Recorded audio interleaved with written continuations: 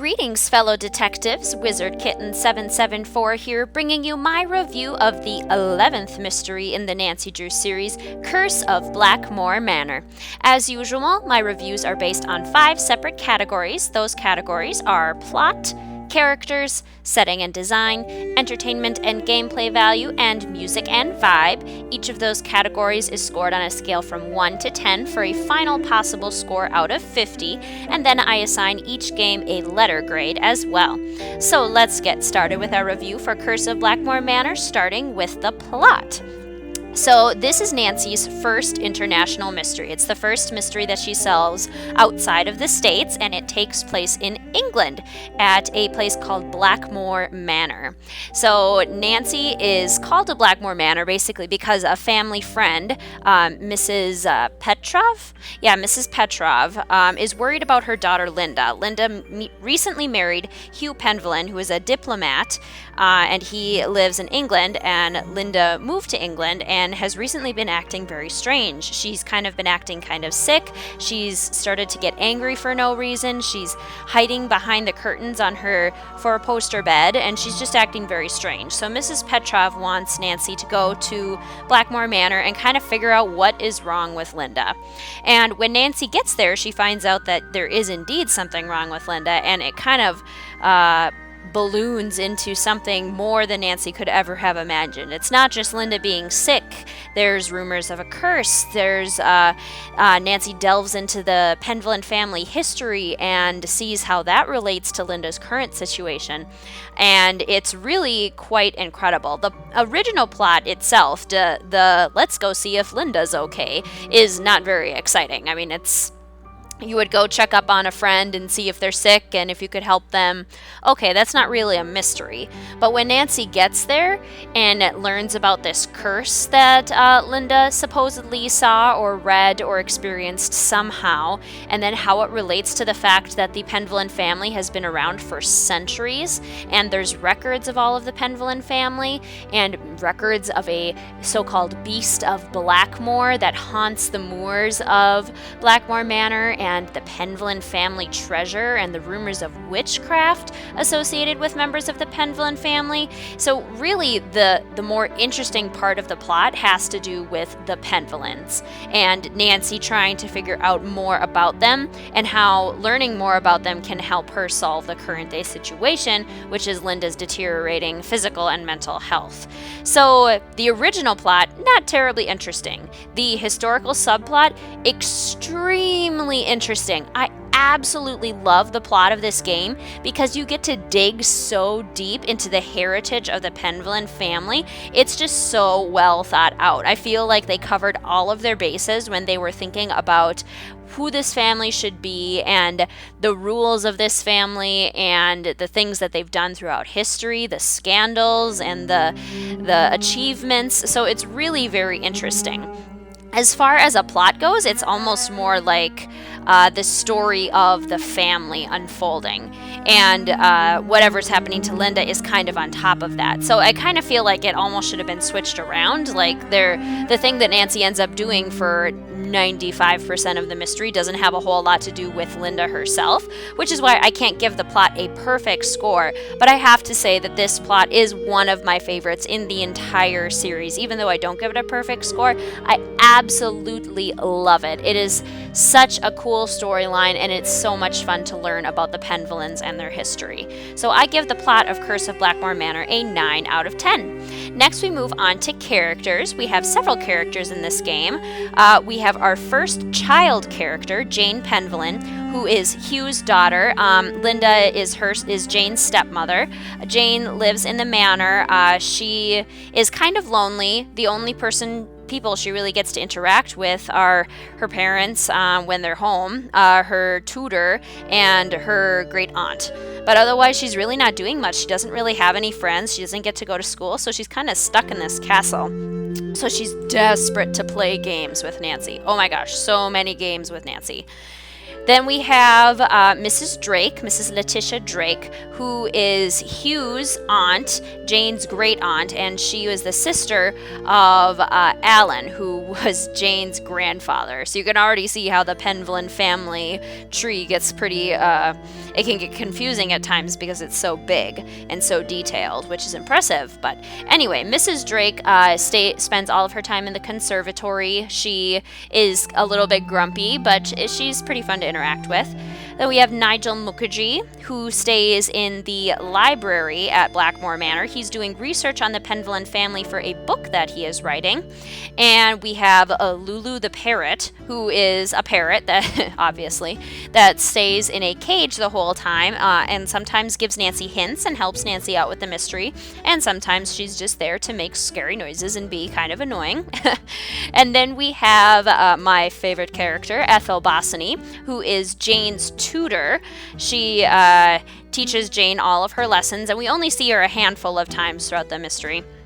And then we have Linda Penvlin as well, who we also don't physically see. We see her shadow moving behind the curtain in her bed, but she's the one that we've come to see and kind of try to help. So there's actually quite a few characters going on. There's a few different glimpses into characters. Like I said, we don't see Ethel very often. Our interaction with Lulu is relatively limited, but it should be because she's a parrot. Our interaction with Linda is relatively limited because she keeps getting angry at us and tells us to go away. Nigel doesn't stick around for too long. We really interact a whole lot with Jane and a fair amount with Mrs. Drake. And then there are a handful of people that we call as well. I really like this cast of characters, and I think it was very well done. It feels like a very authentic group of people. Everyone seems very real and very mysterious. They all seem a little bit odd, and it kind of makes you want to figure out why on earth they are so odd. As far as character interaction, I don't feel that it was as deep as it could have been because we have so many of these cool characters, but our interactions with them are relatively limited. I mean, we only see some of the characters a handful of times, so it doesn't, I mean, it's kind of inauthentic in the fact that we don't really communicate with them as much as I feel like we normally would in a Nancy Drew mystery. It's still an excellent cast of characters, and I really can't criticize it too much. It's really very well done. So I give the characters for Curse of Blackmoor Manor a 9 out of 10. Now we move on to setting and design. This incorporates or considers how the setting of the mystery where it takes place is incorporated into the overall gameplay and how the background graphics and the character design graphics are executed. The setting of this game is easily one of my favorites in the entire series. I am a huge fan of British culture. So having a mystery that takes place in England was so exciting for me.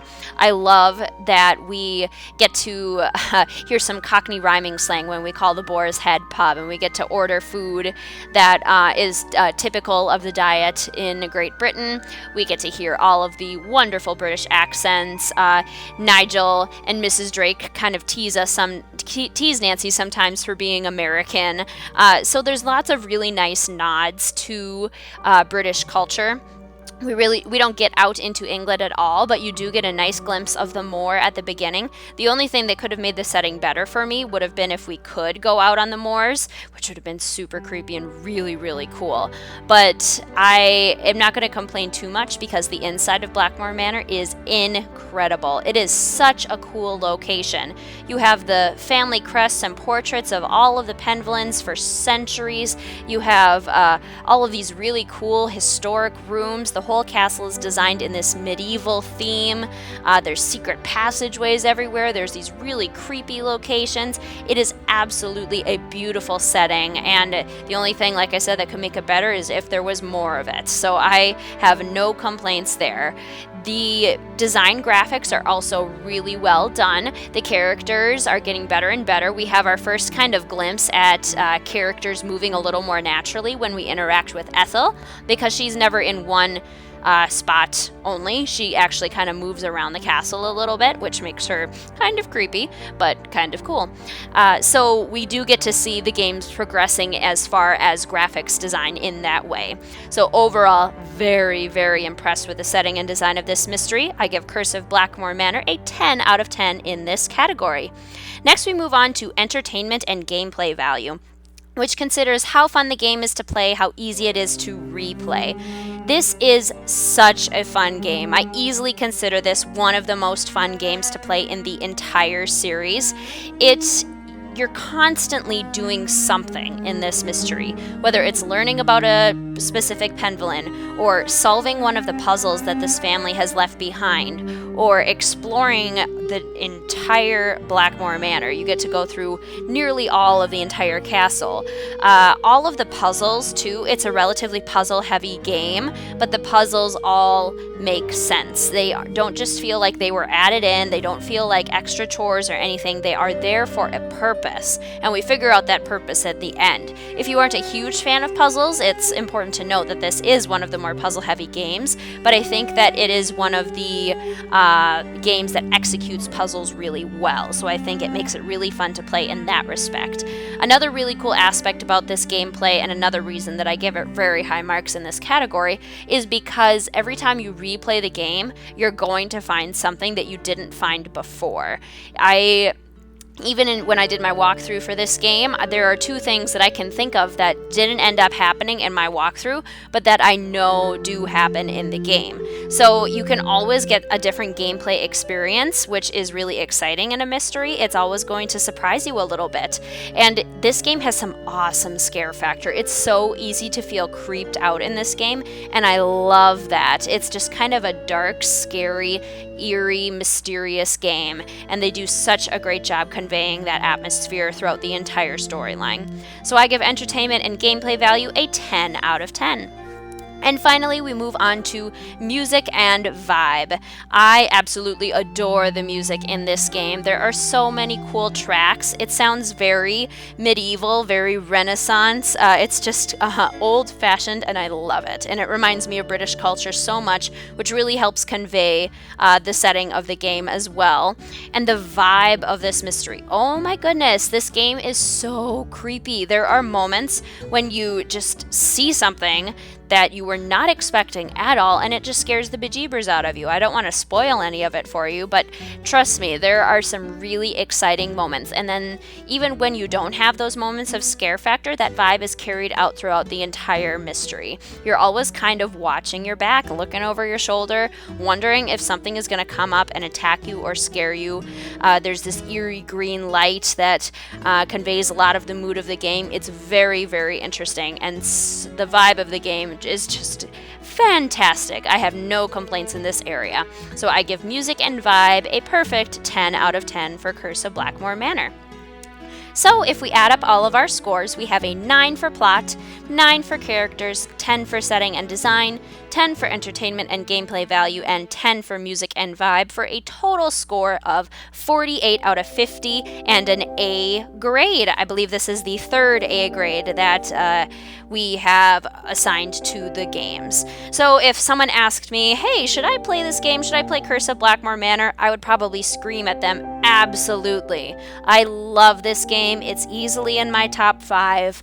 It's so much fun to play. I think especially if you like history, if you enjoy British culture, and if you enjoy a good challenge with some really cool vibe and scare factor, this game is going to be perfect for you. This game really has all of the things that I look for in a Nancy Drew game. It keeps me excited, it gives me some adrenaline rushes, it challenges me and makes me think. It's a really big logic puzzle in and of itself, and it's a lot of fun too, just because you have these fun interactions with characters, these lighter moments, and a really deep and intriguing plot. So this game is absolutely wonderful. I would absolutely recommend that you play it. It is definitely one of the best entries in the entire Nancy Drew series.